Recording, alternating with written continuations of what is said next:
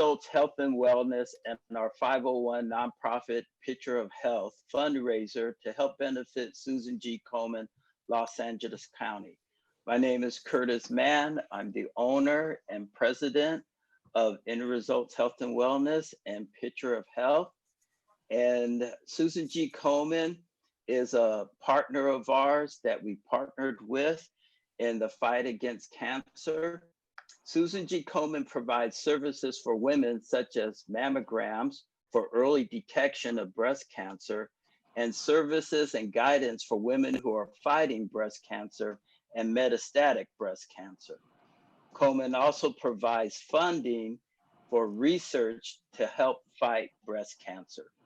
And that's why End Results and Picture of Health has partnered with Komen, because Komen's mission is to help not only women with breast cancer survive, but also thrive. All week long, End Results and Picture of Health is hosting a lot of different programs, such as exercise programs for cancer fitness recovery, Zumba, yoga. We'll have a belly dancing class, meditation.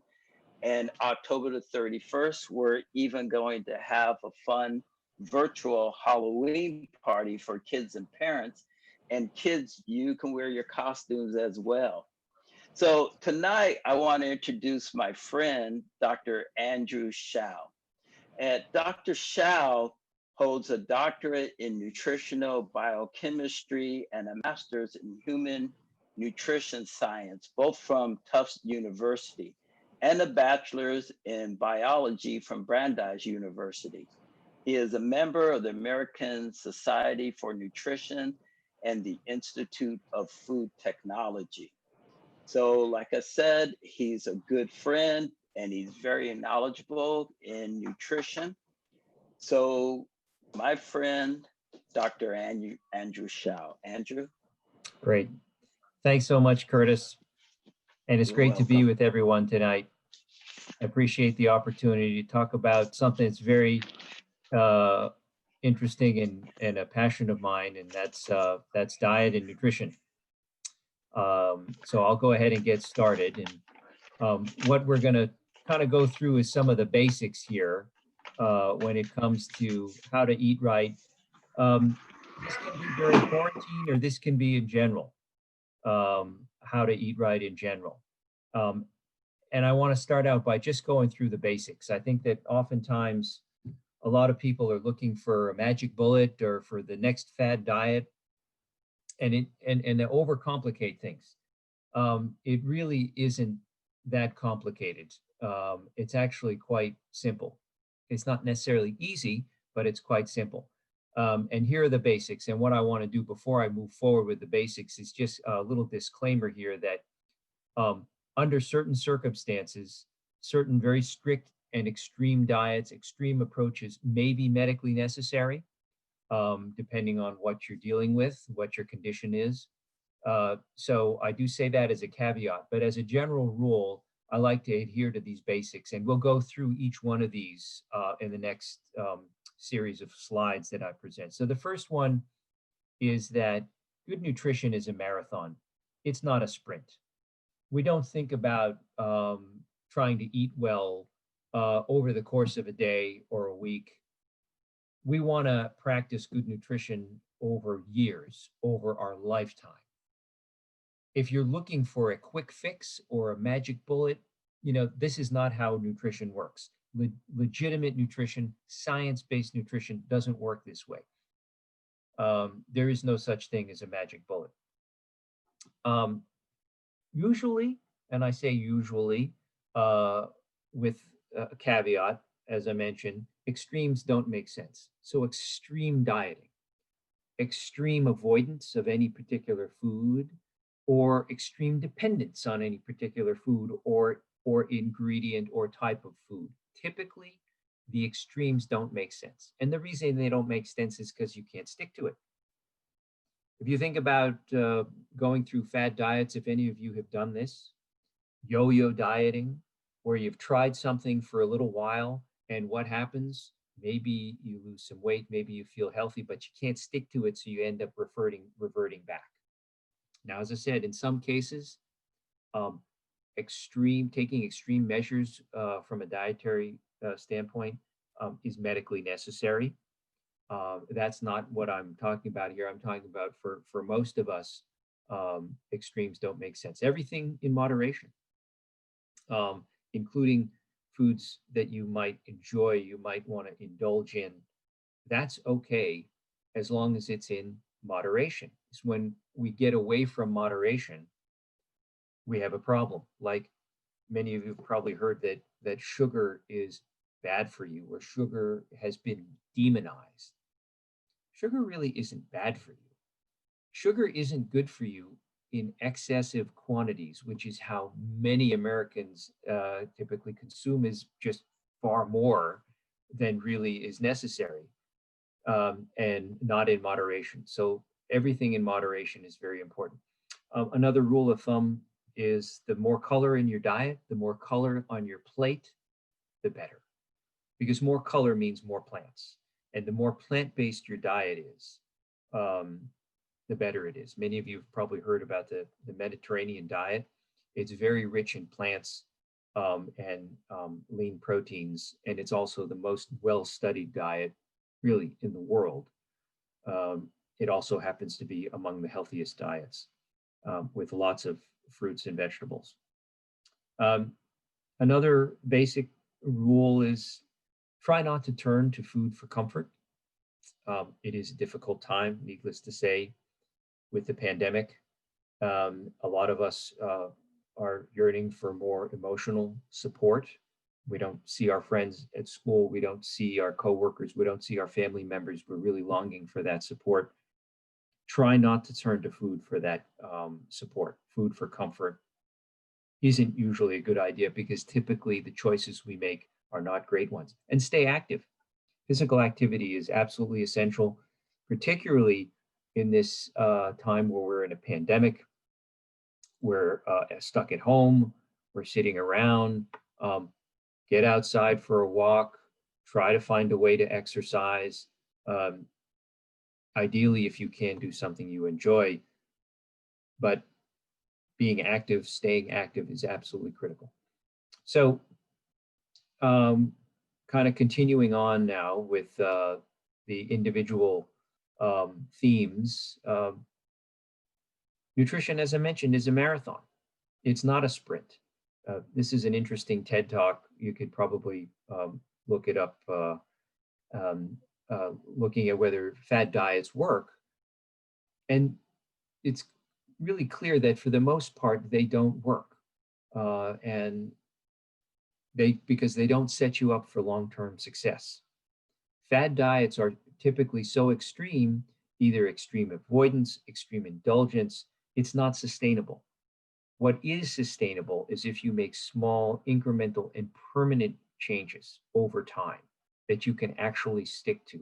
And you'll see the results, if you're patient, over time in your health, in your well-being, in your weight. You can see those changes. And now is the time, as good a time as any, to try to incorporate new healthy choices and healthy options into your routine. Simply because we have really so much time on our hands sitting at home. Take advantage of this healthy recipes. Looks like I'm muted. Unmuted, thank you. Take advantage of this opportunity that you're at home to try cooking some home cooking, new healthy recipes. For example, this is something that my family and I really enjoy, my wife and I really enjoy, is Skinny Taste, which is just ways of cooking really, really delicious food, but on the lighter side. So it's sort of a compromise, if you will, where you get to indulge in some of your favorite foods, but prepare it in a way that's maybe a less sodium, less fat, less refined carbohydrate, a little bit healthier. And we really enjoy this. And as I mentioned, when it comes to nutrition, the more color, the better. I'd like to refer you to a book that was written a few years ago by my friend and colleague, Dr. David Heber. He's now an emeritus professor of nutrition at UCLA. He wrote this book called What Color is Your Diet? Really all about all the different types of fruits and vegetables and the natural compounds that they contain, uh, and the health benefits that they provide, like you see here, in terms of protecting vision, strengthening immunity, which is very important, of course, these days, um, helping to reduce the risk of cancer, reducing inflammation, and also for weight loss. This is really a great book. I highly recommend it. It's an easy read, and it follows this theme of the more color I have in my diet, the more color I have in my plate, on my plate, the more nutritious my diet is. Try to make healthy choices. Um, what you see here are images of lean proteins, animal proteins, and also plant-based proteins like beans and legumes. Um, Also, fat. Fat is not evil. Fat is actually very good, but it's very dependent on the type of fat. Healthy fats like omega-3 fatty acids that you find in fatty fish, in nuts and seeds, and also in plant-based oils, in avocados. Those are healthy fats. A diet rich in healthy fats is very good for you. And take care to uh, try to limit added sugars. And there's a distinction between these days between added sugars and naturally occurring sugars. Naturally occurring sugars would be ones that are naturally found in fruits, for example. Um, Added sugars are sugars that manufacturers will add to products to make them taste better, to make them more attractive, more palatable. And it's the added sugars that we really need to cut back on. And in fact, recently in the last few years, both the Institute of Medicine and the US FDA have recommended that no more than 10% of our total daily calorie intake should come from added sugars. You'd be surprised that 10% of total calories can add up pretty quickly if you're consuming, some of these foods like you see here, like juices, sodas, yogurts that have a lot of added sugar. You see here donuts, even pasta sauces that go on pizza and with pasta have added sugar on them. If you read labels carefully, you'd see that 10% of calories actually adds up quite quickly. Many Americans go well beyond that 10%. And that's part of what contributes to issues like diabetes and obesity. If we can get closer down to that 10% of total calories from added sugars, we'd be in much better shape. And having modest levels of low fat or even full fat dairy, great source of protein, also a source of good fat, and gives foods great flavor and makes them more palatable as well. So I want to take a minute now because we're in this pandemic and all we hear about is COVID-19, and a lot of what people are worried about is my immune system as strong as it can be? Am I equipped? Even though we don't have a vaccine yet for it, and we won't for some time, there are things you can do. There are steps you can take to make sure that your immune system is fully functional and functions at its very best. That is very much diet and nutrition dependent. What you see here on the left is some key nutrients that support our immune system. Many of you may already know and have high awareness about these different nutrients like vitamin C, vitamin D, vitamin E, zinc, carotenoids. These carotenoids are compounds that give a lot of fruits color, like oranges, tomatoes, and carrots, give them their color. Also gives salmon its color as well. Other nutrients to consider, or other ingredients to consider, are things like fish oil that you can get from fatty fish, probiotics from yogurts, or prebiotics from fiber supplements. This is just a quick list of a few. There may be some others. These are some of the ones that are a little bit more well known. On the right side, what I show you is just some recent research highlighting the importance, of, for example, of vitamin E in proper immune function. Another recent study talking about the importance of vitamin D and vitamin D supplementation as it pertains to COVID-19 infection. The last thing I have here, this is a publication from a group of experts in Europe talking about how important it is to maintain your nutritional status in supporting your immune system, particularly these days when we're in the midst of a pandemic. Now, all of these can be found in foods, and a diet that is a well-balanced diet, rich in whole grains, lean proteins, healthy fats, and fresh fruits and vegetables should provide most of this. What you want to do is focus on your diet first, and then turn to things like food supplements, dietary supplements, fortified foods as a supplement to that. One of the other supplements I'd like to highlight is one that my company provides, and it's called True Niagen.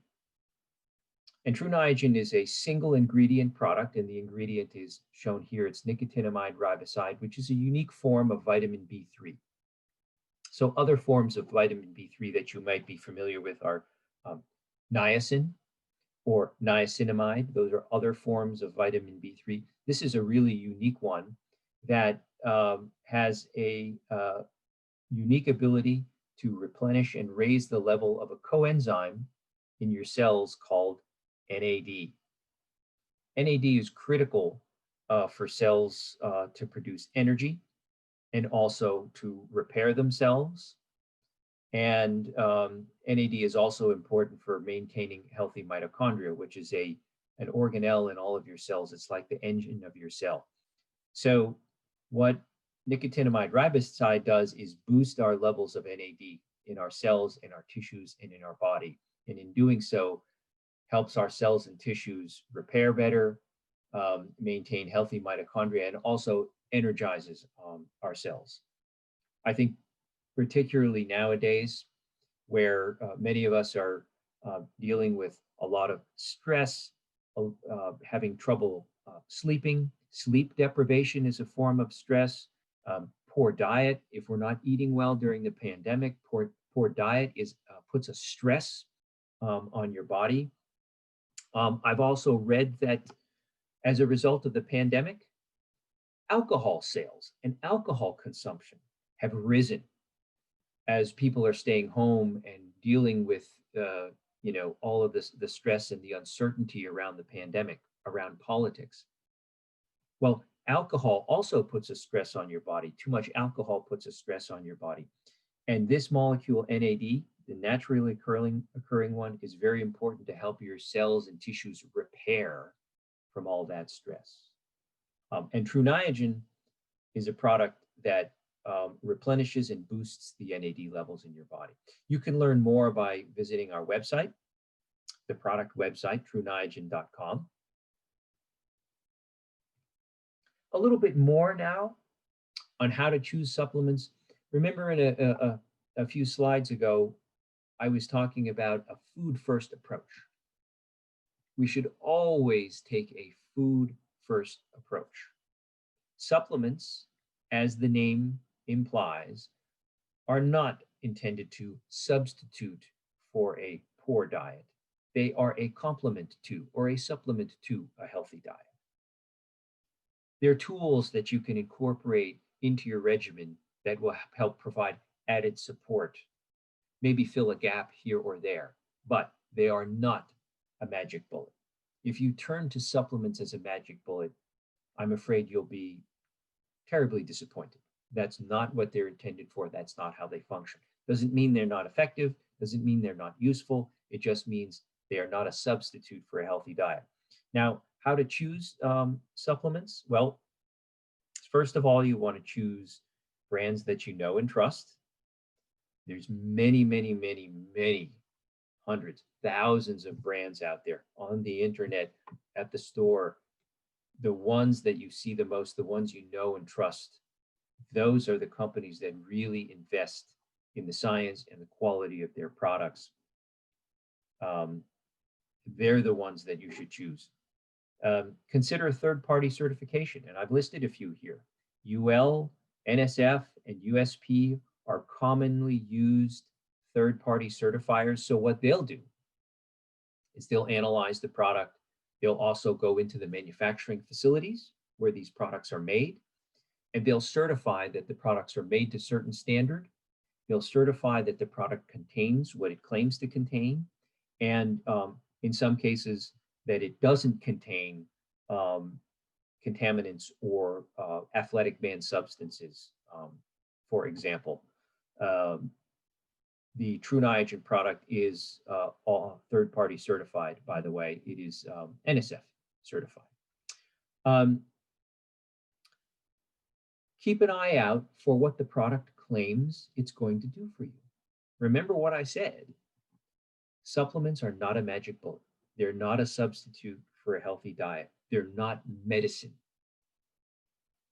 When you see products claiming to do those things, when it appears like it's too good to be true, it most probably is. I would advise that you avoid turning to products that claim to be some kind of magic bullet, that claim to treat or cure a disease, particularly now that we're in a pandemic, products that claim to treat or cure COVID. Those are brands, those are products that you can't trust. Some useful information for information on supplements. I find WebMD is a reasonable resource. And I say reasonable because I think it's balanced, right? It's not pro-supplement. It's not anti-supplement, but it's balanced. Another reasonable site is the Office of Dietary Supplements at the National Institutes of Health. Also maintains a very nice website with a lot of information, a lot of resources. It's geared a little bit more toward nutrition researchers and health professionals. But if you're a savvy consumer and you're kind of really interested in the science, it's a great resource to turn to. I think also that really, regardless of your health status, you may be a cancer patient, you may be a survivor, you may be a loved one. If you're interested in supplements, if you use supplements, please maintain a dialogue with your healthcare professional. Let he or she know what you're interested in, what you're using, maybe experiences you've had, negative or positive. Maintain that dialogue with them. That's very important because they're looking out for your well-being. They're prescribing medication for you. They need to know what it is you're using or not using so that they can check to see if there's any interactions. There may be interactions with supplements and between supplements and medications. There may be positive interactions. There may be negative interactions. You don't know. You need to have a dialogue. And it's not so much seeking, I think, their permission to use it. It's just being on the same page, being transparent about what you use. It's really in your best interest to do that. Remember, I had said earlier, don't turn to food for comfort if you can avoid it. Practice mindful eating. And what mindful eating means is it's really spelled out here very nicely, which is you're really very much aware of what you're eating. You're savoring every bite. You're not you're not mindlessly just wolfing things down unconsciously. You don't even know what you ate or even how much you ate. Practice mindful eating. Enjoy your food, but don't lean on it. If you can, turn to family, friends, pets, or a hobby for emotional support during these challenging times.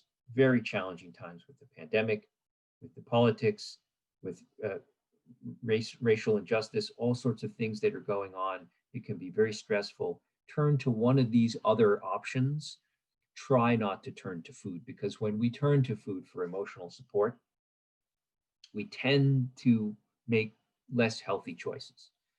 It's it's no secret that the food that gives us comfort, we call it comfort food, tends to be food that's not as healthy for us. And there are support groups, of course, as many of you know, many of you are part of them today, or you have been in the past. Turn to support groups for that emotional support, but don't turn to food. Finally, I can't stress enough how important it is to stay active, which is why we're all so grateful to have End Results as a resource for us, because they know better than anybody how to train and exercise just about anyone dealing with any condition. And not only do they do it well, Curtis and his colleagues do it so well, but that also serves as a source of motivation and inspiration, I think, for everybody. Moderate physical activity is associated with optimal immune function. You can see here based on this figure.